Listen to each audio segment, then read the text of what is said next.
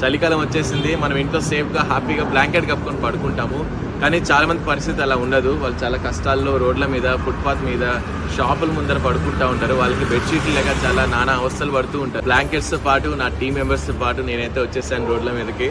So genuine people కోసం వేట start అయింది. 1 o'clock టైం అయింది ఇప్పుడు.